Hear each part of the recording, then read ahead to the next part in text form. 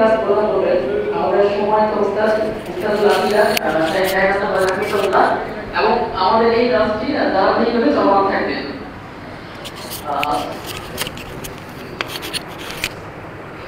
তো শুরু করার আগে আমরা কোরআন তেলাওয়াত দিয়ে শুরু করতে চাচ্ছি। তো এই পর্যায়ে আমাদের সামনে কোরআন তেলাওয়াত নিয়ে আসবে আমাদের ভাই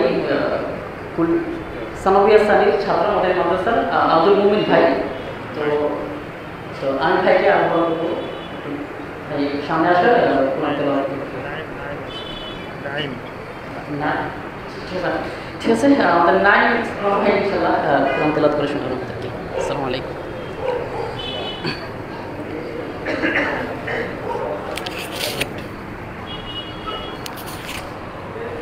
আসসালামু আলাইকুম ওয়া রাহমাতুল্লাহি ওয়া বারাকাতুহু। আউযু বিল্লাহি মিনাশ শাইতানির রাজীম। বিসমিল্লাহির রহমানির রহিম। ওয়া মা হাযিহিল হায়াতুদ দুনিয়া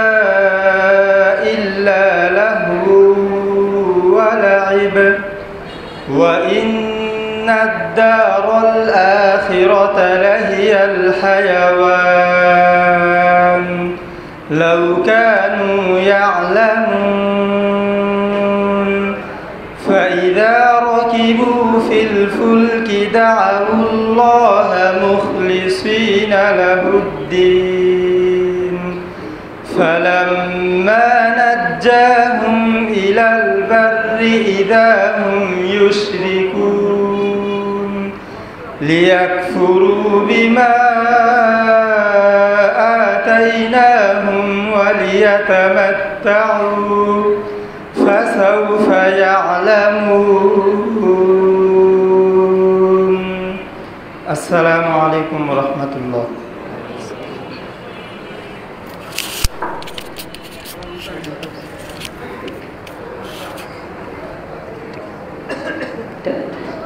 মাশাআল্লাহ, তাবারাকাল্লাহ, অত্যন্ত সুন্দর তেলাওয়াত করেছেন। তবে এই পর্যায়ে আমাদের সামনে আমাদের এই মসজিদ শাখার কমিটির সাংগঠনিক সম্পাদক রেদওয়ানুল ইসলাম বাজন ভাইকে আমরা আহ্বান করবো তার সংক্ষিপ্ত আকারে তার বক্তব্য তুলে ধরা আমাদের সামনে।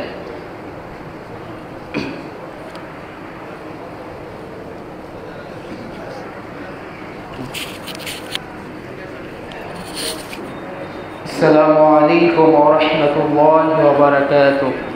إن الحمد لله الصلاة والسلام على رسول الله وعلى آله وصحبه أجمعين.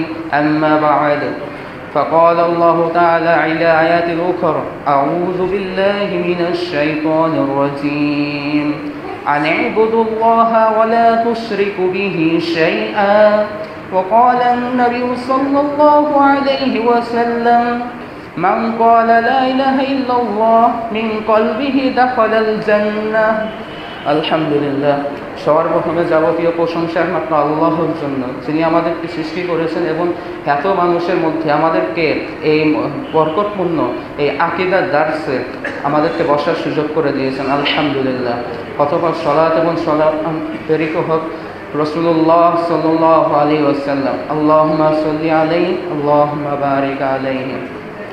অতঃপর আমাদের আজ থেকে ইনশাআল্লাহ মসজিদ বাইতুল হক বাংলাদেশ জমিয়তে সুবহানে আহলে হাদিস মসজিদ বাইতুল হক শাখার পক্ষ থেকে ইনশাআল্লাহ প্রতি বৃহস্পতিবার বা এশা আকীদার দার্স শুরু হতে যাচ্ছে ইনশাআল্লাহ। তো আমি সবাইকে অনুরোধ করব যে আপনারা শুধু এটাকে শুধুমাত্র একটি দার্স হিসেবে নয়, বরং আকীদার একটি কোর্স হিসেবে, একটা দাওরা হিসেবে নেবেন ইনশাআল্লাহ। প্রতিটা দার্সকে একটি ক্লাস হিসেবে মনে করবেন, যেন আল্লাহ আমাদের আকীদাকে সংশোধন করার তৌফিক দান করেন, যেটা হলো ইসলাহুল আকীদা। এবং এই সহিহ আকীদার উপর, যে আকীদার উপর টিকেছিলেন সাহাবায়ে কেরাম রাদিয়াল্লাহু আনহুম ওয়া রাদওয়ান, তাদের আকীদার উপরে যেন আমাদেরকে মৃত্যুবরণ করার তৌফিক দান করেন, আমিন। অতঃপর আমাদের জমিয়তের প্রতিষ্ঠাতা আল্লামা আব্দুল্লাহিল কাফি আল কুরাইশি রাহিমাহুল্লাহ, এমন একজন ব্যক্তিত্ব যার উপরে জামিয়া ইসলামিয়া মদিনাতুল মুনাওয়ারা অর্থাৎ মদিনা ইসলামী বিশ্ববিদ্যালয়ে যার উপর থিসিস ডক্টরেট ডিগ্রি পর্যন্ত করা যায় মাশাআল্লাহ। আমি আপনাদেরকে সর্বপ্রথমে একটা প্রশ্ন করব যে আমাদের জমিয়তের প্রতিষ্ঠাতা আল্লামা আব্দুল হাই কাফি আল কুরাইশি রহমাতুল্লাহ, তার আকীদার উপরে কে মদিনা ইসলামী বিশ্ববিদ্যালয়ে থিসিস করেছেন? আপনারা কি তার নামটা একটু বলতে পারবেন কেউ? যে তার আকীদার উপরে মদিনা ইসলামী বিশ্ববিদ্যালয়ে থিসিস করা হয়েছে, কে করেছেন তার নামটা কি একটু বলতে পারবেন কেউ? মাশাআল্লাহ, আমাদের সেই উস্তাদ আমাদের সামনে উপস্থিত আছেন শেখ জাহিদ হাসান মাদানী আল হাফিজাহুল্লাহ। তিনি মদিনা ইসলামী বিশ্ববিদ্যালয়ে আল্লামা আব্দুল হাই কাফির উপরে তিনি থিসিস উপস্থাপন করেছেন। আমরা সেই শাইখের কাছ থেকে এখন ইনশাআল্লাহ নিয়মিত আমরা আকীদার দার্স ইনশাআল্লাহ শুনবো। তো আমি এখন অনুরোধ জানাচ্ছি আমাদের সম্মানিত উস্তাজুল আকিলা ফজিলাতুশ শাইখ জাহিদ আল হাসান আল মাদানী হাফিজাহুল্লাহ তার উপস্থাপন করার জন্য। ওয়াসাল্লাহু তাআলা আলা নবিয়িনা মুহাম্মদ। আসসালামু আলাইকুম ওয়া রাহমাতুল্লাহি ওয়া বারাকাতুহু।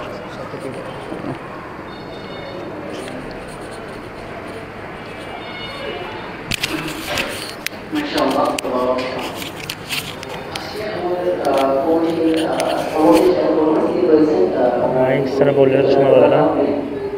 তো আমরা কথা বলবো না, যেহেতু সময় সংক্ষিপ্ত এখন।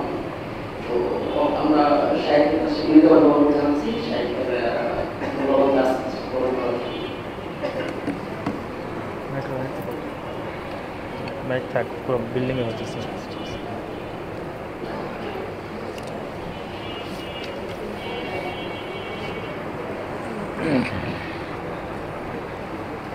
আসসালামু আলাইকুম ওয়া রাহমাতুল্লাহি ওয়া বারাকাতুহু। ইন্নাল হামদালিল্লাহ ওয়াস সালাতু ওয়াস সালামু আলা রাসূলিল্লাহ ওয়া আলা আলিহি ওয়া সাহবিহি ওয়া মান ওয়ালা। আউযু বিল্লাহি মিনাশ শাইতানির রাজীম। ওয়ালাকাদ বা'আথনা ফি কুল্লি উম্মাতির রাসূলা আন ই'বুদুল্লাহা ওয়াজতানিবুত তাগুত। وقال النبي صلى الله عليه وسلم يا معاذ إنك تأتي قوما من أهل الكتاب فليكن أول ما تدعوهم إليه شهادة أن لا إله إلا الله إلى آخر الحديث। জমিয়ত সুবহান আহলে হাদিস মসজিদ বাইতুল হক শাখা কর্তৃক আয়োজিত আজকের এই দার্সে সর্বপ্রথম শুকরিয়া জ্ঞাপন করছি আল্লাহ সুবহানাহু ওয়া তাআলার, যে রব্বুল আলামিন দুনিয়ার যাবতীয় ব্যস্ততাকে উপেক্ষা করে পরকালীন মুক্তির আশায় এবং তার সন্তুষ্টির জন্য আমাদের এখানে বসার তৌফিক দান করেছেন। এবং আমি মনে করি আল্লাহ আমাদেরকে যত নিয়ামত দিয়েছেন তার মধ্যেও একটি বড় শ্রেষ্ঠ নিয়ামত রব্বুল আলামিন আমাদেরকে বিশুদ্ধ আকীদার জ্ঞান দিয়েছেন। আল্লাহ আমাদের হাত, পা, চোখ, টাকা পয়সা অনেক কিছু দিয়েছেন। এগুলোর মধ্য থেকেও সবচেয়ে শ্রেষ্ঠ যে জিনিস আল্লাহ আমাদেরকে দিয়েছেন, রব্বুল আলামিন আমাদেরকে হাজারো লাখো মানুষের মধ্য থেকে, কোটি মানুষের মধ্য থেকে বাছাই করে তিনি আমাদেরকে নবী মুহাম্মদুর রাসূলুল্লাহ সাল্লাল্লাহু আলাইহি ওয়াসাল্লাম এবং সাহাবাদের যে পথ, সেই পথে রেখেছেন। আমি মনে করি এটি আল্লাহ তাআলার দেওয়া সবচেয়ে বড় নিয়ামত আমাদের প্রতি। এই জন্য আল্লাহ তাআলার শুকরিয়া জ্ঞাপন করছি, আলহামদুলিল্লাহ। দরুদ ও শান্তি বর্ষিত হোক নবী মুহাম্মদুর রাসূলুল্লাহ সাল্লাল্লাহু আলাইহি সাল্লামের প্রতি। আল্লাহুম্মা সাল্লি আলাইহি আল্লাহুম্মা বারিক আলাইহি। আজকে যেহেতু একটু প্রথম দিন, কিছুটা এলোমেলো হয়েছে। আমাদের মাইকটা আসলে পুরা মসজিদের জন্য, কারণ অনেকে পড়াশোনা করবে, তাদের ডিস্টার্ব হবে। সামনে থেকে ইনশাআল্লাহ আমরা সাউন্ড বক্সের ব্যবস্থা করবো ইনশাআল্লাহ। এবং আমি ধন্যবাদ জ্ঞাপন করছি আমাদের অত্র শাখার সম্মানিত যুবকদের। আমাদের অনেক ভাই আমাকেও বলেছেন অনেকজন যে আপনাদের দার্সগুলো বন্ধ হয়ে গেল কেন? প্রত্যেক মসজিদে দার্স হচ্ছে, মাসে একবার হোক অন্তত। আসলে উদ্যোগ নেওয়ার অভাব, ভাইয়ের উদ্যোগ নিয়েছেন।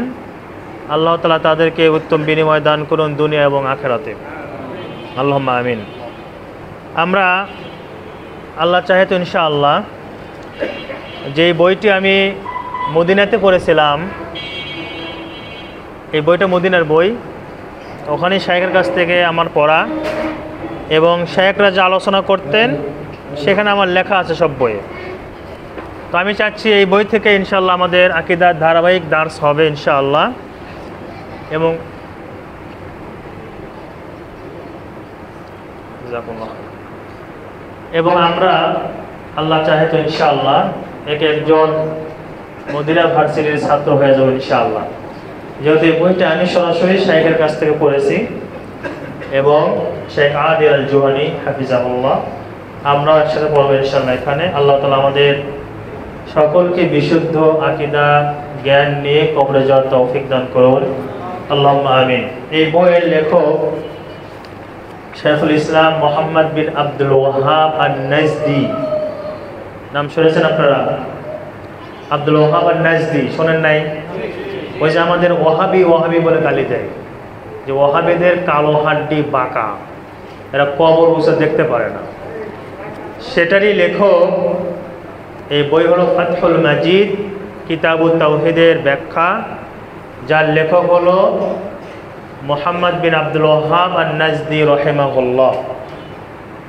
তিনি এই বই লেখার মাধ্যমে শুধু সৌদি আরব না, কাতার, কুয়েত, বাহরাইন, মধ্যপ্রাচ্যের সব দেশ থেকে শিরককে তিনি দূর করে দিয়েছেন। কোনো কবর পূজা, কোনো মাজার পূজা, কোনো মন্দির, কোনো প্যাগোডা এগুলো দেখতে পাবেন না এই দেশগুলোতে, যদিও কোনো কোনো দেশে আবার শুরু করে দিয়েছে।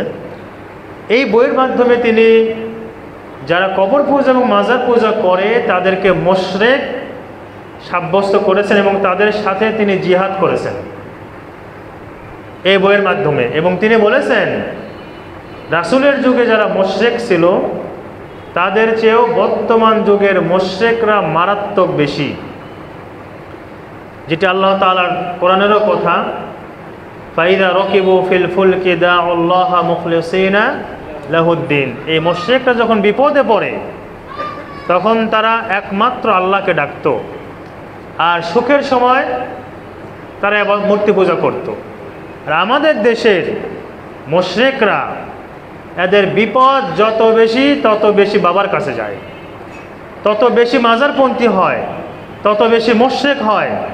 আপনার বিশ্বাস না হয় আপনি একদিন যাবেন, এই যে আমাদের পাশেই 1 নম্বর শাহ আলী, না শাহ আলী, সেখানে আমি মদিনা যাওয়ার আগে এখানে যখন চাকরি করতাম আরও 2জন শিক্ষক ছিল, আমি সারা রাত ওখানে ছিলাম কী হয় দেখার জন্য। শুক্রবারের দিন ওদের মাসে একবার বা প্রতি সপ্তাহে এরকম বসে, দেখবেন যে দলে দলে মানুষ মুশরিক নাস্তিক চিরস্থায়ী জাহান্নামী হয়ে যাচ্ছে।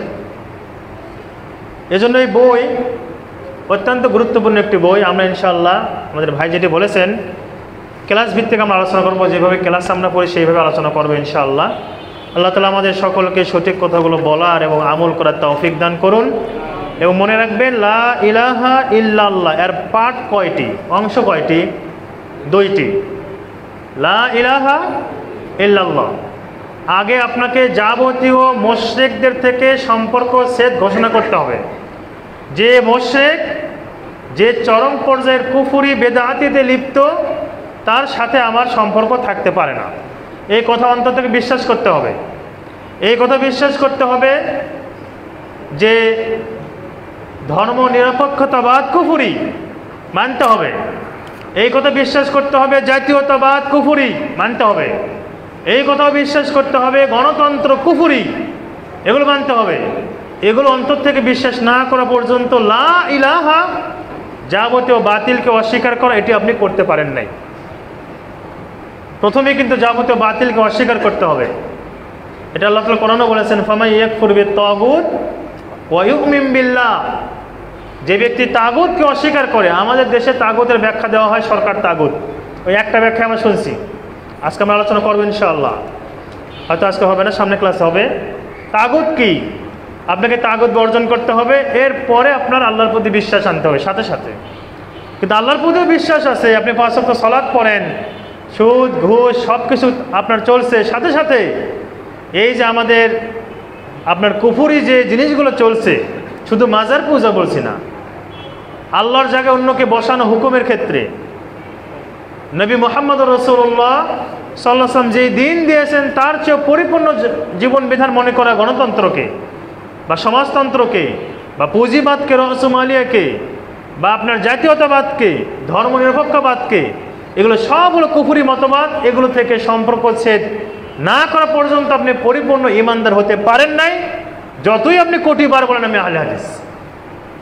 এজন্য লা ইলাহা ইল্লাল্লাহর পাঠ বা রোপণ ভিত্তি দুইটি, লা ইলাহা আর একটা কি ইল্লাল্লাহ। আমার দেখবেন কিছু ভাই এরা ডিজিটাল জিকির করে লা ইলাহা, আবার কেউ কিছু কি বলে ইল্লাল্লাহ, এক পাঠ বাদ দেয়। লা ইলাহা হচ্ছে কোনো ইলাহ নাই, সত্য কোনো ইলাহ নাই। ইল্লাল্লাহ আছেন কয়জন?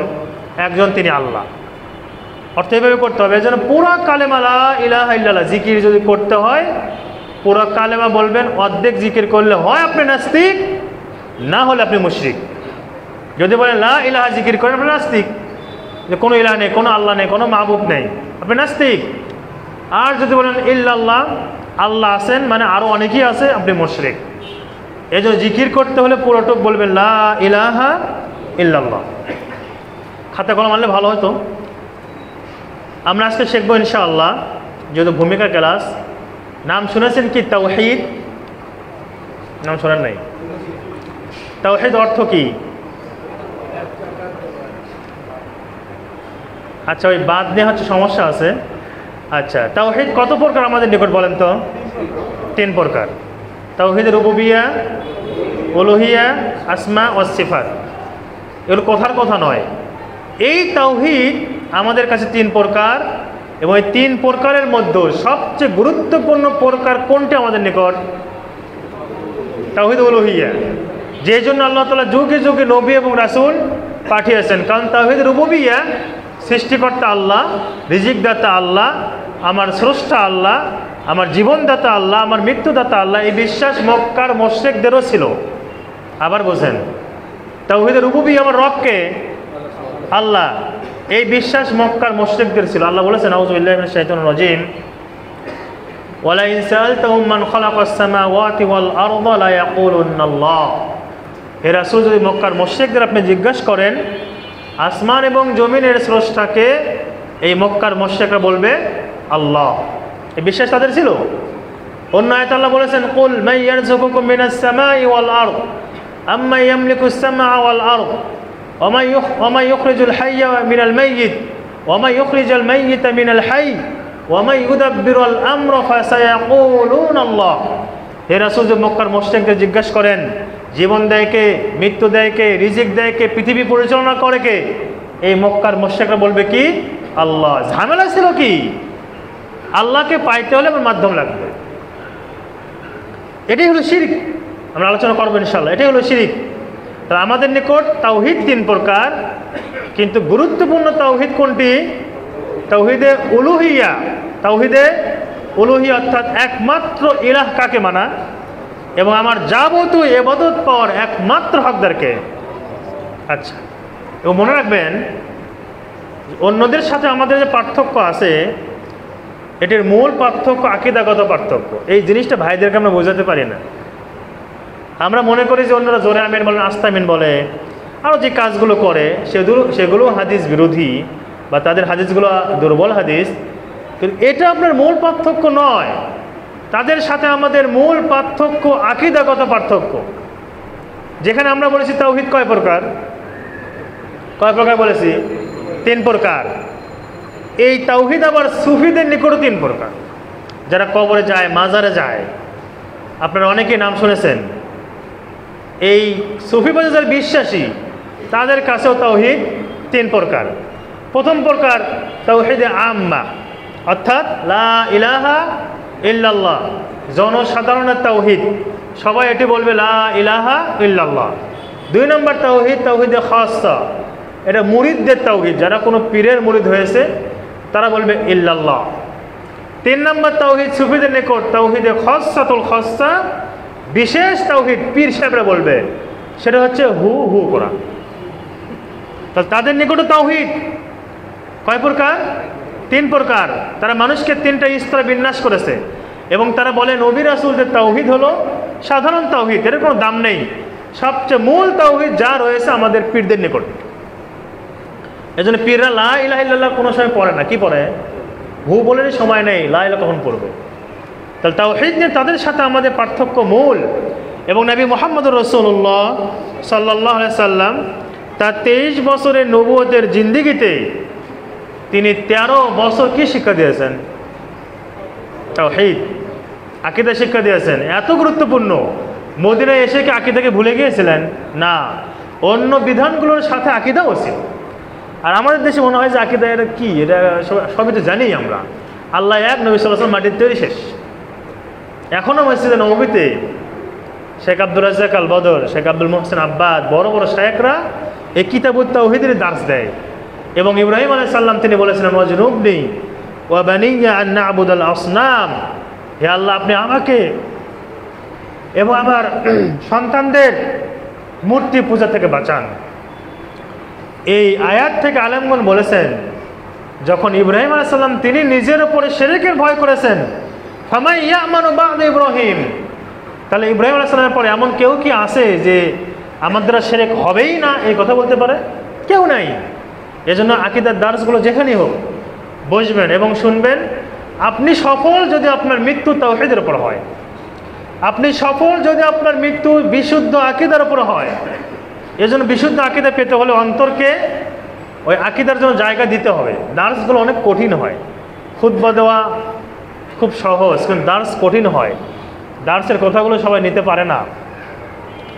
আপনি বিশুদ্ধ আকীদার মানুষ হতে হলে যে কথাগুলো বলেছি, বাংলাদেশের যে বিভিন্ন দলগুলো রয়েছে, ইসলাম বিরোধী দল বা গণতন্ত্রের দল, এই দলগুলোর সাথে আপনার কোনো সম্পর্ক থাকা যাবে না। অনেক কঠিন, নেওয়াও কঠিন, মানাও কঠিন। কিন্তু আপনি যদি লা ইলাহা ইল্লাল্লাহ, শুধু লা ইলাহা এর শর্ত পালন করতে চান, আপনি কোনোদিনও যেগুলো আছে, জাতীয়তাবাদ বলেন, ধর্মনিরপেক্ষতাবাদ বলেন, সমাজতন্ত্র, জাসদ, বাম, অনেক কিছু আছে, আর গণতন্ত্র, এগুলোর সাথে আপনার সম্পর্ক থাকবে না যদি আপনি কালেমার দাবি নিয়ে, তাওহীদ নিয়ে পরকালে যেতে চান।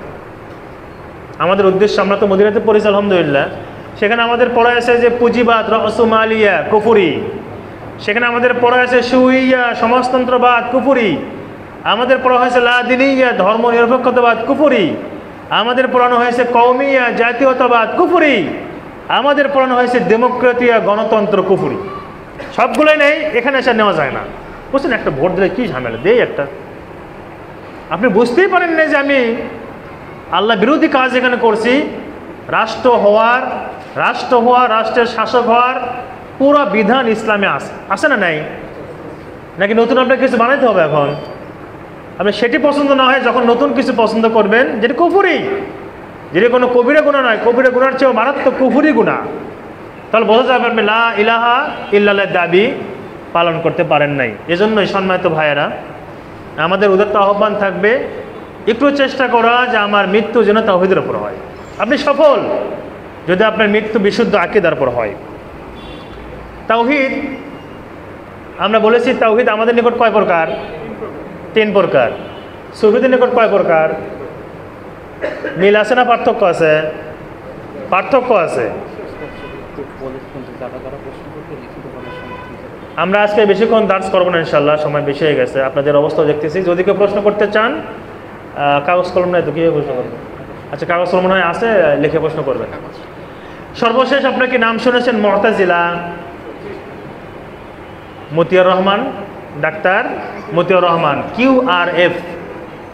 আমি এখানে একজন কাছে দেখেছি, তাদের কোরআন পড়ছে, কোরআন রিসার্চ ফাউন্ডেশন, যারা বলছে হাদিস মানার কোনো দরকার নেই। মুতাজিলা তাদের নিকট তাওহীদ হলো এই বিশ্বাস করা যে আল্লাহ তাআলা সকল সিফাত থেকে মুক্ত এবং কোরআনুল কারীম আল্লাহ তাআলার কথা নয়। নাউজুবিল্লাহ। আলিয়ায় পড়াবেন আপনার সন্তানকে আলিয়ায় ফাজেল কামিল কি পড়াবেন? তাদের তাফসীর, সিলেবাস তাদের তাফসীর। আপনার সন্তানকে আলিয়ায় পড়াবেন, দাখিলে আকিদায়ে নাসাফিয়া পড়ায়, মাতুরিদের লেখা আকিদার বই। এজন্য সতর্ক থাকতে হবে। এবং এই দলগুলো যে আমরা এমনি এমনি নাম বলি এরকম নয়, এগুলোর অস্তিত্ব রয়েছে, এগুলোতে সিলেবাস ভরা, মাদ্রাসার সিলেবাসগুলো। এজন্য সতর্ক থাকতে হবে যে কোন তাওহীদ আমরা শিখছি। তাওহীদ আমাদের নিকট, তাওহীদ হলো আল্লাহ তাআলাকে, ঈমানটা হলো আল্লাহকে অন্তর থেকে বিশ্বাস করা, মুখ দিয়ে স্বীকার করা এবং কাজে সেটি কি করা? বাস্তবায়ন করা। যারা জাহমিয়া কারা? আল্লাহর নামেও বিশ্বাস করে না। আল্লাহর নাম আছে না নাই? বলেন তো দুটা নাম। এবং ফার্স্ট ক্লাসের ওসিলা। আপনি যদি চান যে আপনার দোয়া কবুল হোক, তাহলে কি করবেন? আল্লাহর নাম নিয়ে দোয়া করা। ওয়ালিল্লাহিল আসমাউল হুসনা ফাদউহু বিহা। আল্লাহ রয়েছে সুন্দর নাম, সেই সুন্দর নাম নিয়ে তোমরা তাকে ডাকো। এবং এই যে ইসমে আজম বিক্রি করে, এখানে দেখবেন কিছু পোস্টারও ছাপায় যে এখানে ইসমে আজম দিয়ে ঝাড়া হয়, মানে ইসমে আজম দিয়ে ঝাড়ে সব ঠিক হয়ে যায়। ইসমে আজম কি? আল হাইয়ু আল কাইয়ুম। অর্থ কি?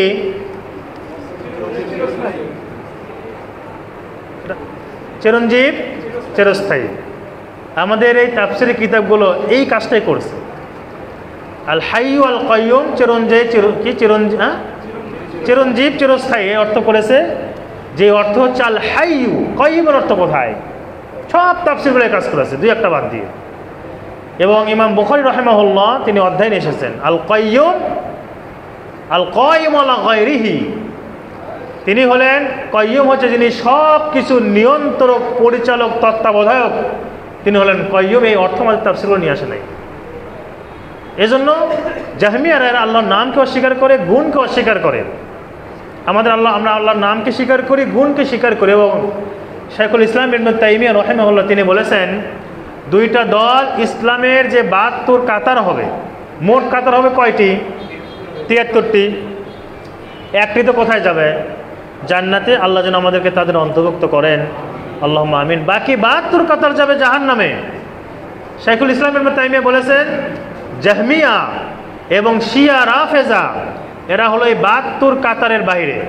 মানে তারা হিন্দুদের মতো, খ্রিস্টানদের মতো, ইহুদিদের মতো, মুশরিকদের মতো চিরস্থায়ী জাহান্নামে থাকবে, যারা আল্লাহর নামকে অস্বীকার করে, গুণকে অস্বীকার করে, আল্লাহ সর্বত্র বিরাজমান এই আকীদা পোষণ করে।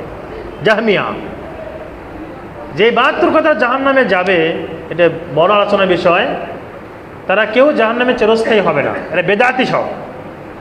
তাদের পাপ অনুযায়ী জাহান্নামের শাস্তি কম বেশি হবে।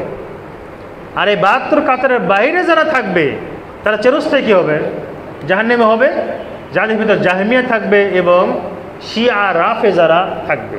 তো জাহমিয়াদের নিকট তাওহীদ হলো অন্তর থেকে আল্লাহকে চিনলেই তাওহীদ, শুধু আল্লাহকে বিশ্বাস করলেই হবে আল্লাহ একজন আছে, যেটা নাস্তিকদের কথা। শয়তান পর্যন্ত জানতো আল্লাহ একজন আছে, আর শয়তানকে আপনি ইমানদার বলবেন? আল্লাহ একজন আছে অন্তর থেকে বিশ্বাস করলে হবে না, জবান দিয়ে উচ্চারণ করতে হবে এবং কাজে বাস্তবায়ন করতে হবে।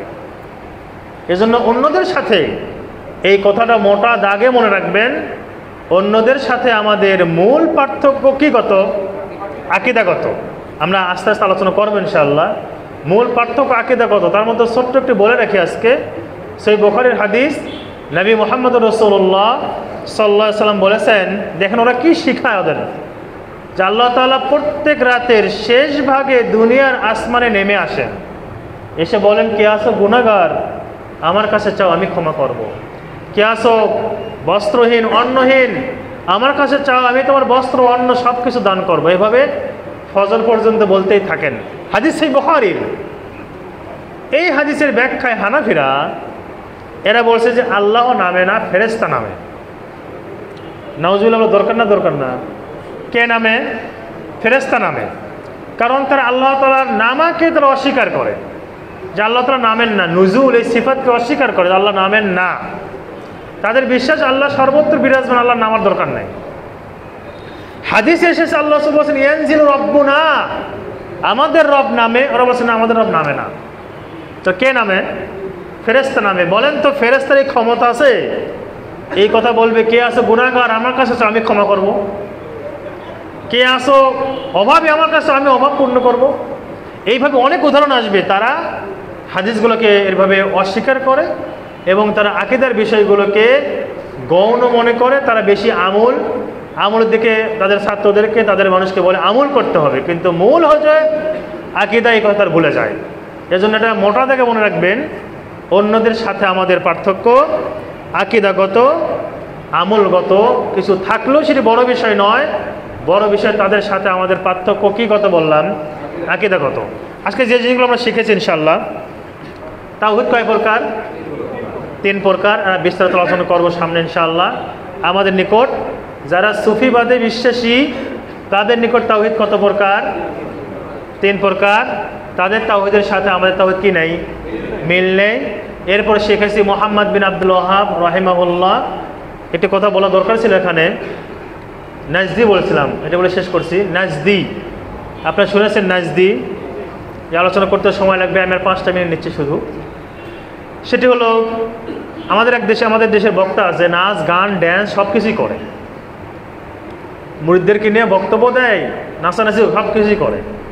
সেই এক বক্তব্যে বলছে যে আল্লাহ রাসূল বলেছেন, হাদিস সহিহ বুখারীর ঠিকই আছে, আল্লাহ রাসূল বলেছেন যে কিছু সাহাবা আসলো, আল্লাহ রাসূল বলেন, আল্লাহ আপনি আমাদের ইয়ামান দেশে এবং সিরিয়া শাম দেশে বরকত দান করুন।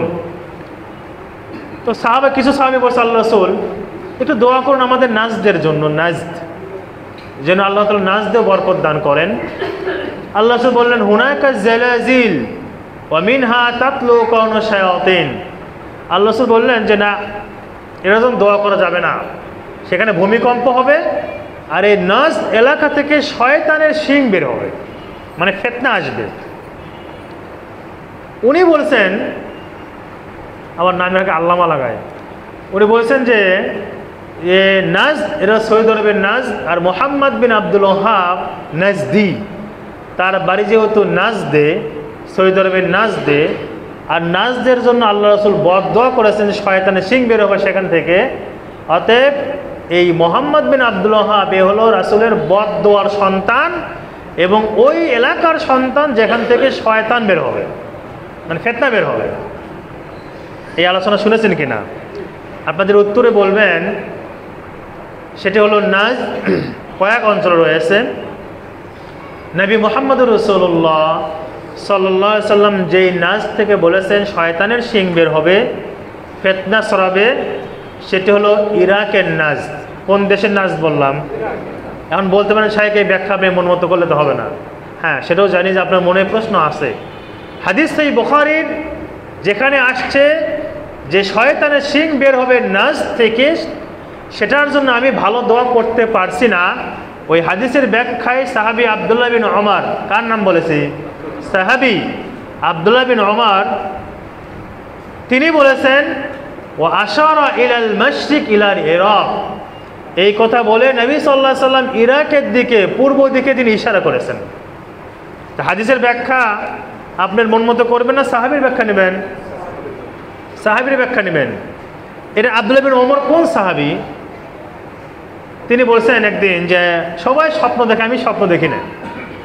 তো ঘুমানোর সময় বললাম যে আল্লাহ, আমি যে ভালো মানুষের একটা স্বপ্ন আজকে আপনি দেখাবি না আমাকে। দোয়া কালাম করে উযু করে ঘুমালাম, তো স্বপ্ন দেখতেছি, হাদিস সহিহ বুখারীর কিতাবুত তাবিরের স্বপ্ন দেখছি, দুইজন ব্যক্তি আসছে, দুইজনের হাতেই বড় বড় হাতুড়ি লোহার, দুইজন আমাকে নিয়ে যাচ্ছে জাহান্নামের দিকে। কিছু দূর যাওয়ার পরে আরেকজন ফেরেশতা, তার হাতে লোহার হাতুড়ি আরো বড়, তিনি এসে বলছেন, এই একে ছেড়ে দাও, এই জাহান্নামের মানুষটাকে ছেড়ে দাও। তো আমাকে ছেড়ে দেওয়া হলো। আমি ভয় পেয়ে গেলাম। ঘুম থেকে উঠে আমার বোন হাফসাকে, নবী মুহাম্মদুর রাসূলুল্লাহ সাল্লাল্লাহু আলাইহি সাল্লামের স্ত্রী, তাকে বললাম যে একটু রাসূলকে বলিয়েন তো, এই স্বপ্ন দেখলাম কেন, জাহান্নামে গিয়েছিলাম পড়ায়। তো হাফসা রাদিয়াল্লাহু আনহা আল্লাহ রাসূলকে বললেন, আল্লাহ রাসূল বললেন, তোমার ভাই আব্দুন সলিহুন, তোমার ভাই অনেক ভালো মানুষ, আরও ভালো হওয়ার জন্য যদি সে রাত্রি একটু নামাজ পড়তো কতই না ভালো হতো। এবং বললেন যে আল্লাহ রাসূল বললেন আব্দুল সলিহুন, সে জান্নাতি মানুষ। সেই আব্দুল্লাহ বিন ওমর রাদিয়াল্লাহু, তিনি বলতেছেন যে আল্লাহ রাসূল এই কথা বলে ইরাকের দিকে ইশারা করলেন। তাহলে বলেন তো এই নাজ দ্বারা রাসূলের কোন নাজ উদ্দেশ্য ছিল? ইরাকের নাজ। আর আপনি সেখানে নিয়ে গেছেন মুহাম্মদ বিন আব্দুল ওয়াহাব নাজদি, রাসূলের বদদর সন্তান, এ হলো শয়তানের জায়গা, এই কথা একজন বক্তা বলছে। আমরা যে বই পড়ছি তিনি হলেন সৌদি আরবের মুহাম্মদ বিন আব্দুল ওয়াহাব নাজদি রাহিমাহুল্লাহ, তার লেখা বই আমরা আলোচনা করবো। আজকে মোটা দাগে যে তিনটি জিনিস শিখেছি, প্রথম কথা হলো যে অন্যদের সাথে আমাদের পার্থক্য আকীদাগত, মনে থাকবে ইনশাআল্লাহ। দ্বিতীয় শিখেছি যাবতীয় কুফরি মতবাদকে নাকচ না করা পর্যন্ত আপনি লা ইলাহা ইল্লাল্লাহর শর্ত পালন করতে পারেন নাই, যত বড়ই আপনি কেউ হন না কেন। হতে পারে আপনার চেয়ে কম একজন জানে, আপনার চেয়ে আলেমও না, তিনি সাধারণ মানুষই হতে পারেন, তার আকীদা বিশুদ্ধ আছে। এই ক্ষেত্রে আপনি হতে পারে কোনো লোভে পড়ে, কোনো কারণে, বা বুঝের ভুলের কারণে আপনি ভুলের মতো থেকে যেতে পারেন। এজন্য যাবতীয় কুফরি থেকে দূরে থাকতে হবে। তৃতীয় নম্বর শিখেছি তাওহীদের প্রকার আমাদের নিকট কয়টি এবং অন্যদের নিকট কয়টি। আল্লাহ তাআলা আমাদের সকলকে সঠিক আকীদা বিশ্বাস নিয়ে কবরে যাওয়ার তৌফিক দান করুন। আমরা যারা এখানে বসেছি আল্লাহ তাআলা আমাদের গুনাহগুলো ক্ষমা করে দিন, আমাদের কবরের আযাব মাফ করে দিন, আমাদের মনের নেক আশাগুলো আল্লাহ তাআলা কবুল ও মঞ্জুর করুন। আল্লাহ তাআলা আমাদের পরিবারের রহমত এবং বরকত দান করুন এবং লা ইলাহা ইল্লাল্লাহ এই কালেমা পড়া অবস্থায় আল্লাহ তাআলা আমাদের কবরে যাওয়ার তৌফিক দান করুন। যাবতীয় বালা মুসিবত থেকে আল্লাহ তাআলা আমাদেরকে হেফাজত করুন। আগামী সপ্তাহ থেকে ইনশাআল্লাহ আমরা চাচ্ছি ভাইদের পরামর্শে আধা ঘন্টা হবে, সর্বোচ্চ আধা ঘন্টা, কারণ সবারই ব্যস্ততা আছে, আপনাদের অনেক কাজ থাকে। আল্লাহ তাআলা আমাদের যারা এখানে বসেছি আমাদের সকলকে ব্যাপক রহমত এবং বরকত দান করুন। আল্লাহুম্মা আমিন। কিছু প্রশ্ন আসছে, আমরা দুই একটি প্রশ্ন নেব মাত্র। ইসলামী রাজনীতি এবং রাষ্ট্রীয় শাসন ব্যবস্থার মূলনীতি কি হওয়া উচিত? এই প্রশ্ন আগে আপনি মনে রাখবেন, ইসলাম একটি সম্পূর্ণ জীবন বিধান, এখানে নতুন করে ঢোকানোর কিছু নেই। ইসলামী শাসন ব্যবস্থা চারভাবে সাব্যস্ত হবে। রাসূলের আবু বকর, ওমর এবং ওসমান রাদিয়াল্লাহু তাআলা আনহু তারা যেভাবে হয়েছিলেন এবং সকল সাহাবা সেটার উপর এজমা হয়েছিল, সেইভাবে শাসন ব্যবস্থা হবে। এইভাবে যদি কোনোদিন শাসন ব্যবস্থা কিয়ামত পর্যন্ত না হয় আমাদের কিচ্ছু করার নেই, আমাদের কিচ্ছু করার নেই। আমরা হারাম, এটা মনে রাখবেন, এর মানে এগুলোর সাথে অনেক ভাইদের সাথে মেলে না, এজন্য অনেকে অনেক কিছু মনে করে আর কি। এটা মনে রাখবেন যে মদ খাওয়ার পরে আমি ভালো জায়গায় গিয়ে মদকে হারাম করব, ইসলাম এটি বলে নাই। ইসলাম এটি বলে নাই হারাম মাধ্যম গ্রহণ করে তারপরে গিয়ে আপনি হারাম বন্ধ করবেন না, ইসলাম এটি বলে নাই। ইসলাম বলেছে নিজে বাঁচো, তোমার পরিবারকে বাঁচাও, এবং কিছু করার জন্য হারাম মাধ্যম গ্রহণ করে ভালো কিছু করতে হবে, এটি ইসলামী মূলনীতি নয়। বরং ইসলামী মূলনীতি যেটি হারাম জেনেছো সেখানে কোনোভাবে যাওয়াই যাবে না, যদি জীবন নাশের প্রশ্ন না থাকে যাওয়াই যাবে না। তো ইসলামী শাসন ব্যবস্থা কিভাবে হবে সেটি এই চারজনের, নবী সাল্লাল্লাহু আলাইহি ওয়াসাল্লামের পরে বিশেষ করে আবু বকর কীভাবে হয়েছিলেন, ওমর বিন খাত্তাব কীভাবে হয়েছেন, মানে বিস্তৃত সময়ের প্রয়োজন রয়েছে। এই চার পদ্ধতিতে ইসলামী শাসন ব্যবস্থা নির্ধারিত হবে, এর বাইরে নয়। জি,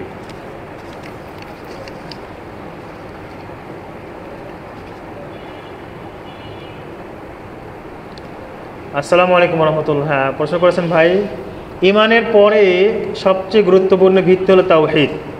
হাদিসে সালাত পরিত্যাগকারীকে কাফের বলা হয়েছে, তাহলে তারা কি কাফের ও জাহান্নামী হবে ও বিবি তালাক হবে?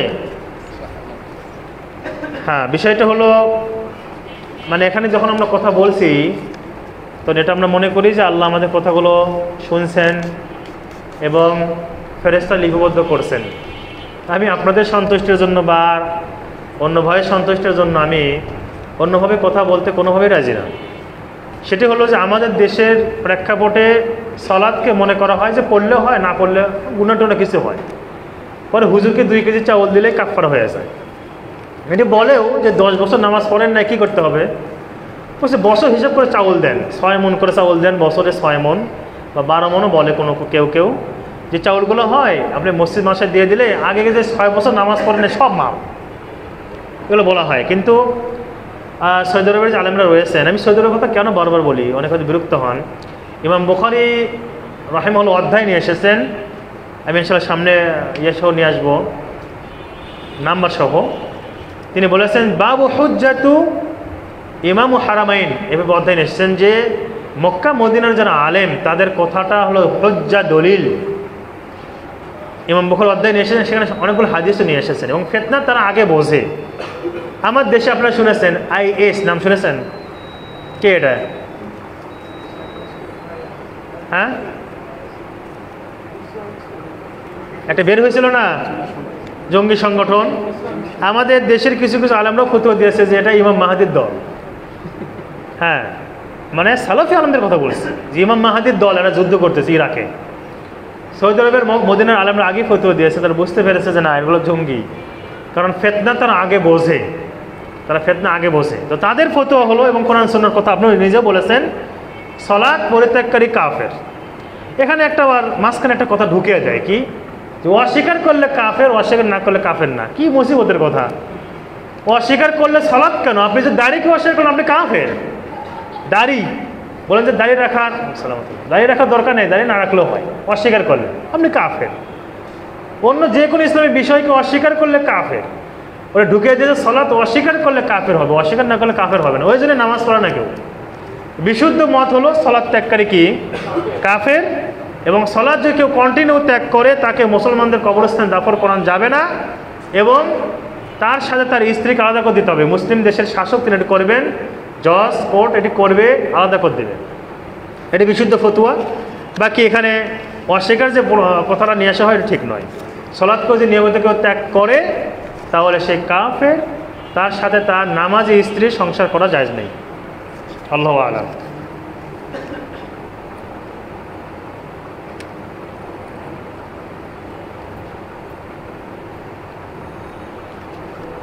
আমরা জানি মসজিদের সীমানার মধ্যে কবর থাকলে ওই মসজিদে সালাত আদায় করা যাবে না, কিন্তু কবর যদি কবরস্থান তথা মসজিদের সীমানা ঘেঁষে মসজিদের বাইরে অর্থাৎ সামনে পিছনে ডানে বামে, সেই মসজিদে সালাত আদায় করা যাবে কি না? এটা গুরুত্বপূর্ণ একটা প্রশ্ন। এবং আমাদের গাউসুল আজম নাম শুনেছেন? একটা মসজিদ আছে কোন জায়গায়? গুলশান, গুলশান না মহাখালী, গুলশানে, যাই হোক। তো গাউসুল আজম কে বলেন তো ওদের কাছে? গাউস হলো ত্রাণকর্তা, সাহায্যকর্তা, আজম হলে বড়। তাহলে বড় সাহায্যকর্তাকে আব্দুল কাদের জিলানী মসজিদ গাউসুল আজম, নাউজুবিল্লাহ। সেই মসজিদে নাকি আশেপাশে কবর আছে, আল্লাহু আ'লাম। আমি একটু আর দুটো মিনিট সময় নিচ্ছি। সেটা হলো যে নবী মুহাম্মদ রাসূলুল্লাহ সাল্লাল্লাহু আলাইহি সাল্লামের কবর কোথায় বলেন তো? এখন কোথায়? মসজিদের কিন্তু ভিতরে, মসজিদ ভিতরে পড়ে গিয়েছে, যারা হজমে গিয়েছেন পড়ে গিয়েছে। এই কবর নিয়ে সুফিদের মাথা একদম নষ্ট। এরা বলছে রাসূলের কবর মসজিদের ভিতরে, সমস্যা কি? এখানে শেখ সালেহ সিন্ধি হাফিজাহুল্লাহ ওস্তাদ বই লেখছেন। তিনি বাংলাদেশেও কিছু আগে এসেছিলেন। শেখ আব্দুল রাজ্জাক ইউসুফ তাকে নিয়ে এসেছিলেন ওই আপনার ইয়েতে, জামিয়া সালাফিয়াতে। তো তিনি বই লিখেছেন, বইয়ের বাংলা অর্থ হলো যে নবী সাল্লাল্লাহু আলাইহি ওয়াসাল্লামের কবর নিয়ে যে সংশয় এবং তার উত্তর। আল্লাহ রাসূল যখন মারা যান তখন তাকে কবর দেওয়া হয়েছিল কোথায়? মসজিদের ভিতরে না বাইরে? তার ঘরে। এবং রাসূল যখন মসজিদ নির্মাণ করেন, আমি যেহেতু রাসূলের সিরার উপর ধারাবাহিক খুতবা দিচ্ছি এক জায়গায়, তো তখন যখন নির্মাণ করেন তখন মসজিদ ছিল 100 হাত 100 হাত, এদিকেও 100 হাত এদিকেও 100 হাত। এই মসজিদ নির্মাণ করেন।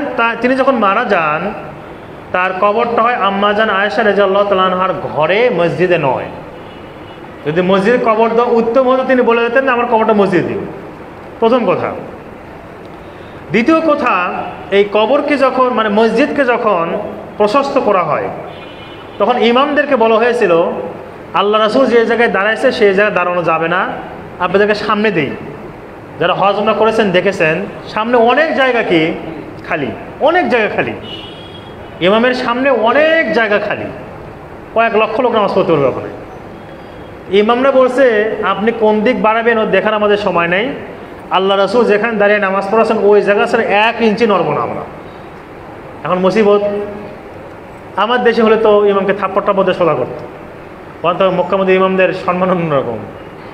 তখন সরকার কি করেছে, এখনকার কথা বলছি না, আগের কথা বলছি, তাবিদের যুগের কথা বলছি।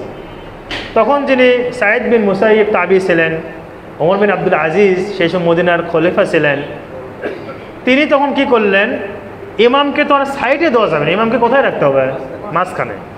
ইমামকে মাঝখানে রাখার জন্য মানে মসজিদ যখন দুই পাশে বাড়ানো হচ্ছে অটোমেটিক কবর পড়ছে কার ভিতরে? মসজিদের মধ্যে। তখন সাইদ বিন মুসাইয়িব তাবি ছিলেন, তিনি শক্ত প্রতিবাদ করেছেন যে না, আপনি কি করবেন করেন, এই কবরকে মসজিদ ঢোকানো যাবে না, পরে ঝামেলা হবে। তখন তিনি আরও আলেমদেরকে নিয়ে বসে, তিনি একজন আলেম ছিলেন, বসে পরামর্শ করলেন। এখন মসজিদ নববীর কবর যেই অবস্থায় আছে, আল্লাহ তাআলা আমাকে দায়িত্ব তো পাশে পালন করেছি, কবরে 2 দিন দায়িত্ব পালন করেছিলাম একদম গ্রিলের সাথে। আমি দেখেছি আলহামদুলিল্লাহ, কবর আপনার পেছন দিক থেকে 3টা দেওয়াল দেওয়া ত্রিভুজ আকারে, এইভাবে সমান করে না, কি আকারে বললাম? ত্রিভুজ আকারে পেছনে 3টা দেওয়াল, সামনে দুইটা দেওয়াল, এরপর হচ্ছে আপনার গ্রিল আছে, সবুজ গ্রিল, সেই গ্রিলের সামনে দিয়ে মানুষ আপনার সালাম দেওয়া যায়। ভেতরে যে দুইটা দেওয়াল আছে, দুইটা দেওয়ালই ত্রিভুজ আকারে দিয়ে একদম এমনভাবে বন্ধ করে দেওয়া, একটা ছিদ্র পর্যন্ত নাই, একদম নিচ থেকে। ওই রাসূলের লাস্টের ঘটনা অনেকেই শুনেছেন, যদি সেটা নিয়ে কথা আছে, তখন থেকে নিয়ে একদম নিচ থেকে সীসা ঢালা করে দেওয়া, দুইটা প্রাচীর এইভাবে দেওয়া। 3 নাম্বারটা মাঝে মাঝে খোলা হয় যখন কেউ বিশেষ কেউ যায়, 3 নাম্বারটা খুললে তারা দ্বিতীয় গ্রিল মানে ওয়াল পর্যন্ত যেতে পারে, দ্বিতীয় ওয়াল পর্যন্ত। কবর ভেতর অনেক দূরে। বলে যে রাসূলের কবর দেখে আসলাম। কি মুসিবতের কথা, ওদের রাসূলের কবর আপনি কোথায় দাঁড়িয়ে আছেন?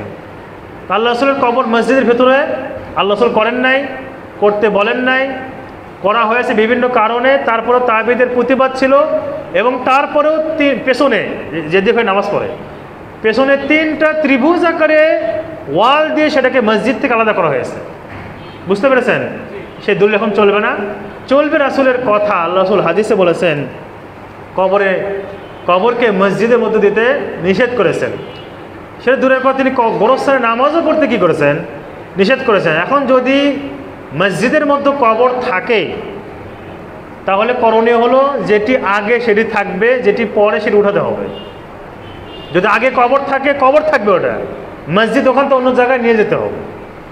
আর যদি মসজিদ আগে থাকে, পরে পীর সাহেবের কবর দেওয়া হয়েছে, কবরকে সেখান থেকে উঠায়া গোরস্থানে দাফন করতে হবে। মসজিদের মধ্যে কোনো কবর থাকলে সেখানে সালাত কি না, বিশুদ্ধ নয়, শুদ্ধ নয়, নামাজ হবে না। আল্লাহ সহি হাদিস দ্বারা প্রমাণিত। আর যদি ডানে বামে থাকে, ডানে বামে বলছি বা পিছনে, তাহলে জায়েজ আছে, কিন্তু আমি বলবো সেই মসজিদে নামাজ না আদায় করা উত্তম। কারণ মনের ভিতরে একটা চলে আসে যে এখানে অনেকজন বুজুর্গের কবর আছে, তো দোয়া আমার কবুল হয়ে যাবে, এই বিশেষ আসতে পারে। এখন বাকি থাকলো কোন দিকে? সামনের দিকে। ভেতরে থাকলে নামাজ হবে না বলেছি। সামনের দিকে যদি কবর থাকে, সেখানে ফতোয়া হলো মসজিদের ওয়াল থাকবে, ওয়ালের পরে আরেকটা ওয়াল থাকবে গোরস্থানের, এরপর কবর থাকবে জায়েজ। কথা মনে বোঝেন না আপনারা? শুধু মসজিদের ওয়াল থাকলে কি হবে না, মসজিদের ওয়াল তো থাকবেই, এরপরে কবরস্থানের ওয়াল লাগবে, অথবা মসজিদের ওয়াল থাকবে, গোরস্থানের মাঝে আর মসজিদের ওয়ালের মাঝে রাস্তা থাকবে একটা, যাতে বোঝা যায় পার্থক্য। এমন হলে নামাজ হবে, না হলে ওই মসজিদে নামাজ পড়া বিশুদ্ধ নয়, নবী সাল্লাল্লাহু আলাইহি ওয়াসাল্লাম হাদিস দ্বারা প্রমাণিত। আশা করি বুঝতে পেরেছেন। শেষ হয়েছে? আমরা এখানে শেষ করছি ইনশাআল্লাহ। যারা বসেছেন আল্লাহ তাআলা সকলকে উত্তম বিনিময় দান করুন, আল্লাহুম্মা আমিন। সামনে বৃহস্পতিবার চালায়, পরে ইনশাআল্লাহ করবো নাকি? সামনে বৃহস্পতিবার ইনশাআল্লাহ আমরা বসবো, আধা ঘন্টার জন্য সময় আজকে একটু বেশি হয়ে গেছে। আল্লাহ তাআলা আমাদের সকলকেই বারাকাত দান করুন এবং উত্তম প্রতিদান দান করুন। নবী মুহাম্মদুর রাসূলুল্লাহ সাল্লাল্লাহু আলাইহি ওয়াসাল্লামের হাত থেকে হাউজে কাউসারে পানি পান করার তৌফিক দান করুন। একটি দোয়া আমি ছাত্রদেরও করতে বলি, আপনাদেরও বলি, প্রত্যেক মুসলিমের এবং মুমিনের অন্তরের আকাঙ্ক্ষা থাকা দরকার মক্কা মদিনা দেখার। এটি মনে ভাবার কোনো কারণ নেই, অসম্ভব ভাবার কোনো কারণ নেই যে আমার দ্বারা হবে না, হতে পারে আপনার দ্বারা। সেখানে গেলে আপনার অন্তর প্রশান্ত হবে এবং নিজের চোখে দেখবেন আমলগুলা, নিজের চোখে দেখবেন। ওখানে সালাত আদায় করা, এখানে সালাত আদায় করা অনেক পার্থক্য। সেখানে রয়েছে জান্নাতের বাগান, সেখানে জিবরাইল আলাইহিস সালাম আসতেন, সেখানে অনেক কিছু রয়েছে। এজন্য অন্তরের যে দোয়াগুলো আপনারা করবেন, সাথে সাথে এই দোয়াও করবেন। আমরা এখানে দোয়া করছি, যারা এখানে বসেছি আমরা, আল্লাহ যেন আমাদের সকলকেই জীবনে একটিবার হলেও মক্কা মদিনায় যাওয়ার এবং সেখানে দীর্ঘদিন অবস্থান করার তৌফিক দান করেন। আল্লাহুম্মা আমিন। আকুলু কওলি হাযা আস্তাগফিরুল্লাহ লি ওয়া লাকুম ওয়া লিসাইরিল মুসলিমিন ফাস্তাগফিরু ইন্নাহু হুয়াল গফুরুর রহিম। আসসালামু আলাইকুম ওয়া রাহমাতুল্লাহি ওয়া বারাকাতুহু।